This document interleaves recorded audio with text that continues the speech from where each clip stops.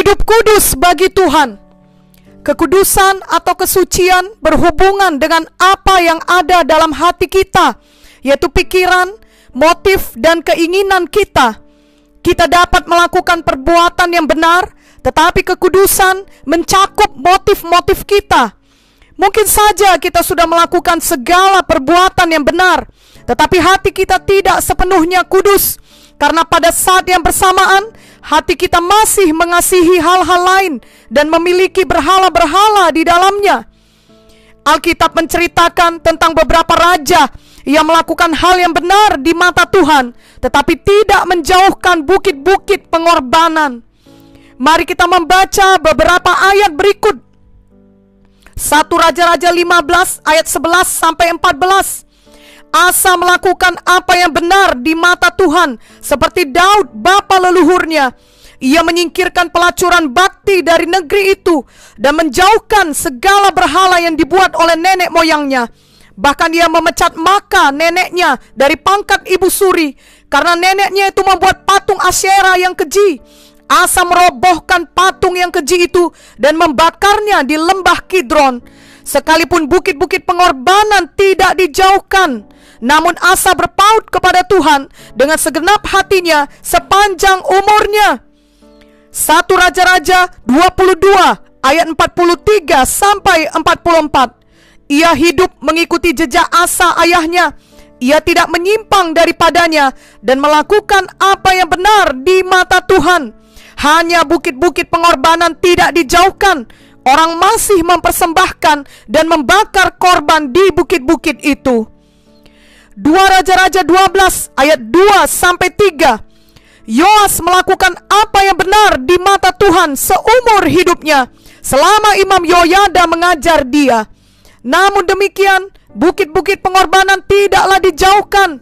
Bangsa itu masih mempersembahkan dan membakar korban di bukit-bukit itu. 2 Raja-Raja 14 ayat 1 sampai 4. Dalam tahun kedua zaman Yoas bin Yoahaz Raja Israel, Amazia anak Yoas Raja Jehuda menjadi raja. Ia berumur 25 tahun pada waktu ia menjadi raja, dan 29 tahun lamanya ia memerintah di Yerusalem. Nama ibunya ialah Yoadan dari Yerusalem. Ia melakukan apa yang benar di mata Tuhan, hanya bukan seperti Daud bapa leluhurnya. Ia berbuat tepat seperti yang diperbuat Yoas ayahnya. Namun demikian, bukit-bukit pengorbanan tidaklah dijauhkan. Bangsa itu masih mempersembahkan dan membakar korban di bukit-bukit itu.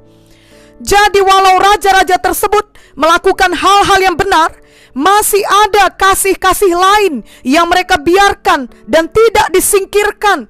Demikian pula keadaan banyak orang percaya pada masa kini. Banyak orang Kristen yang melakukan perbuatan-perbuatan yang benar. Misalnya, mereka terang-terangan bangkit dan menentang pornografi, sementara pada waktu yang bersamaan mereka masih mempertahankan penyembahan-penyembahan kepada hal yang lain dan berhala-berhala di dalam hati mereka. Banyak orang yang melakukan hal yang benar tetapi tidak kudus. Tuhan memanggil setiap kita untuk naik ke tingkat kekudusan yang lebih tinggi lagi. Mari kita ingat selalu 1 Petrus 1 ayat 16 yang berkata, sebab ada tertulis, kuduslah kamu sebab aku kudus. Mari kita benar-benar hidup kudus bagi Tuhan. Hanyalah Tuhan Yesus yang bertahta dalam hati kita. Tidak ada kasih yang lain dalam hidup kita. Ada sebuah kisah di mana kala itu peperangan yang parah sedang terjadi di Jerman dan juga di beberapa negara lain. Sebab saat itu adalah perang dunia pertama, dan setiap anak muda harus masuk tentara dan dikirim ke medan perang. Adapun kisah ini adalah mengenai seorang anak muda yang menjadi tentara. Anak muda ini baru berumur 22 tahun. Dia baru saja menikah dengan kekasihnya yang sangat-sangat cantik. Dia sangat cinta kepada istrinya yang baru dinikahinya itu. Nama istrinya adalah Margaret. Namun kemudian karena ia harus masuk tentara, maka ia harus meninggalkan istrinya Dan anak muda itu kemudian dikirim berperang garis depan di daerah Eropa bagian timur. Dan setelah beberapa hari di sana, dia ditangkap oleh musuh dan menjadi tawanan perang. Menjadi tawanan perang adalah hidup yang sangat-sangat menderita, sama saja dengan menjadi seorang budak. Setiap hari anak muda ini hampir-hampir tidak diberi makan, dan dia dipekerjakan seperti seekor hewan. Tetapi anak muda ini bertahan. Dia tidak putus asa, karena setiap hari ia memikirkan mengenai istrinya yang cantik dan yang sangat dikasihinya itu, yakni Margaret. Ya, dia sangat cinta kepada istrinya Margaret. Itu sebabnya dia bertahan hidup sebagai tawanan perang. Dia berkata dia harus bertahan hidup supaya suatu hari dia dapat pulang kembali kepada Margaret. Jadi setiap hari ketika dia bangun pagi, yang pertama diingatnya adalah Margaret. Kalau ia harus bekerja paksa sepanjang hari, maka setiap langkah jalannya adalah Margaret, Margaret, Margaret. Ketika ia tidur malam hari, ia bermimpi mengenai Margaret. Bulan demi bulan berlalu, 1 tahun berlalu, 2 tahun berlalu. Cintanya pada Margaret tidak pernah luntur. Dia sangat merindukan bertemu Margaret. Setelah akhirnya perang berakhir, maka suatu hari pemimpin tawanan datang dengan daftar nama-nama tawanan perang dan berkata bahwa orang yang namanya ada di daftar ini akan dilepaskan untuk kembali ke Jerman. Pemuda ini pun berkata, "Oh, kiranya namaku ada di daftar itu." Tetapi ternyata namanya tidak ada di daftar itu. Pada hari berikutnya, orang yang sama datang dengan daftar nama, dan sekali ini namanya ada di urutan pertama daftar itu. Anak muda ini sampai melompat karena senangnya. Dia berpikir bahwa ia akan pulang dan bertemu dengan Margaret. Aku akan memeluk Margaret, istriku yang cantik. Oh Margaret, aku segera berjumpa denganmu. Maka dia pun berangkat pulang, dan dia melihat kotanya hampir hancur karena kena bom. Ada banyak rumah yang rusak. Dia berkata dalam hatinya, "Oh, aku berharap rumahku masih ada. Aku berharap Margaret masih hidup. Oh, Margaret." Dia selama ini tidak menerima kabar dari istrinya dan tidak tahu apakah istrinya itu masih hidup atau sudah mati karena perang. Akhirnya dia pun sampai di jalan yang menuju ke rumahnya. Ketika dia sampai ke daerah rumahnya tersebut, dia melihat rumahnya ternyata masih ada. Dengan sekencang-kencangnya dia lari ke rumahnya dan dia mengetuk dengan bersemangat. Dia berseru, "Margaret, ini aku suamimu. Aku sudah pulang. Margaret, buka pintunya. Margaret, aku rindu padamu." Dan tiba-tiba dia mendengar langkah-langkah kaki dari dalam rumahnya. Oh, dia tahu langkah kaki siapa itu. Setiap hari ia bermimpi tentang langkah kaki itu. Selama bertahun-tahun sebagai tawanan perang, itu adalah langkah kaki Margaret. Dan kemudian pintu pun terbuka, dan berdirilah Margaret, lebih cantik dari sebelumnya, secantik matahari terbit di pagi hari. Anak muda ini membuka tangannya. Dia berteriak, "Margaret, kekasihku, aku sudah kembali." Tetapi kemudian hal yang sangat mengerikan terjadi. Margaret dengan cepat menutup pintu kembali dengan membantingnya dan mengunci pintu dari dalam dengan cepat. Anak muda ini menggedor pintu dengan keras. Ia berkata, "Margaret, buka pintunya. Aku suamimu. Margaret, tolong buka pintunya." Tetapi Margaret tetap tidak membuka pintu itu kembali. Pemuda ini terus-menerus berseru, "Margaret, tolong buka pintunya." Tetapi pintu tetap tertutup. Mengapakah pintunya tetap tertutup? Karena ada laki-laki lain di dalam rumah itu. Margaret sudah memiliki partner yang lain. Kisah ini memang sangat menyedihkan. Janganlah kita berlaku demikian terhadap Tuhan Yesus. Tuhan Yesus sangat mengasihi kita. Kasihnya bagi kita melebihi kasih pemuda tersebut kepada istrinya Margaret. Tuhan Yesus mati menebus dosa kita. Ia rela menanggung semua penderitaan itu demi keselamatan kita. Tuhan Yesus sangat mengasihi kita semua. Saat ini pun, jika ada di antara kita yang masih belum yakin memiliki Tuhan Yesus dan memiliki kasih-Nya dalam hidup kita, Tuhan Yesus mau masuk ke dalam hati kita dan mencurahkan kasih-Nya yang tiada batas bagi kita. Wahyu 3 ayat 20 berkata, "Lihat, aku berdiri di muka pintu dan mengetuk. Jikalau ada orang yang mendengar suaraku dan membukakan pintu, aku akan masuk mendapatkannya, dan aku makan bersama-sama dengan dia, dan ia bersama-sama dengan aku." Janganlah ada kita yang tidak mengizinkan Tuhan Yesus masuk ke dalam hati kita dan membiarkannya tetap di luar hidup kita. Satu-satunya alasan Tuhan Yesus ada di luar hidup kita adalah karena kita memilih dan memiliki partner yang salah, sama seperti kisah Margaret tadi. Janganlah kita terus memilih hidup dengan partner yang salah, hidup dalam daging, hidup menabur di dalam dosa. Dosa tidak pernah membawa kepuasan sejati, justru akhirnya membawa pada penyesalan, kesedihan, kekacauan, dan semua hal jahat lainnya. Galatia 6 ayat 7-8 jelas berkata, "Jangan sesat, Allah tidak membiarkan dirinya dipermainkan, karena apa yang ditabur orang, itu juga yang akan dituainya.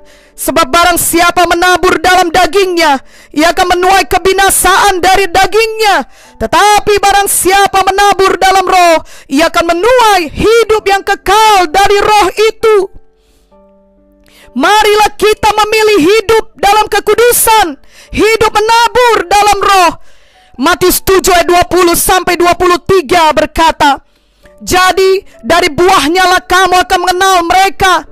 Bukan setiap orang yang berseru kepadaku, 'Tuhan, Tuhan,' akan masuk ke dalam kerajaan sorga, melainkan dia yang melakukan kehendak Bapa-Ku yang di sorga. Pada hari terakhir, banyak orang akan berseru kepadaku, 'Tuhan, Tuhan, bukankah kami bernubuat demi nama-Mu dan mengusir setan demi nama-Mu dan mengadakan banyak mujizat demi nama-Mu juga?' Pada waktu itulah aku akan berterus terang kepada mereka dan berkata, 'Aku tidak pernah mengenal kamu. Enyahlah daripadaku, kamu sekalian pembuat kejahatan.'" Dari ayat-ayat ini kita mengerti bahwa karakter seseorang tidak dapat dinilai dari karunia-karunia pelayanan khusus atau kemampuan-kemampuan yang ia miliki. Seseorang mungkin saja memiliki semua hal ini, tetapi tetap tidak dewasa kerohaniannya. Karakter dinilai dari buahnya. Ayat tadi berkata, "Dari buahnya lah kamu akan mengenal mereka." Berapa banyak buah roh yang kita lihat dalam hidupnya? Inilah pertanyaannya. Apakah ia memiliki kelemah lembutan, kesabaran, penguasaan diri, kebaikan, kasih, sukacita, dan damai? Kita tahu bahwa Lucifer memiliki banyak talenta, tetapi tidak memiliki karakter. Ia adalah seorang musikus yang hebat dan memiliki karisma yang luar biasa, tetapi ia hanya tertarik pada satu hal, yakni mempromosikan diri sendiri. Yesaya 14 ayat 13-14 menuliskannya, "Engkau yang tadinya berkata dalam hatimu, 'Aku hendak naik ke langit, aku hendak mendirikan tahtaku mengatasi bintang-bintang Allah, dan aku hendak duduk di atas bukit pertemuan jauh di sebelah utara. Aku hendak naik mengatasi ketinggian awan-awan, hendak menyamai yang maha tinggi.'" Karakter mencakup hal-hal seperti kesetiaan, kesabaran, kelemah lembutan, dan reaksi yang benar tak kala kita disakiti dan diperlakukan tidak adil. Marilah kita mencari bukti-bukti ini dalam hidup kita dan hidup orang lain. Jangan pernah menjadi seperti Lucifer yang familiarity terhadap Tuhan. Marilah hormat dan takut akan Tuhan.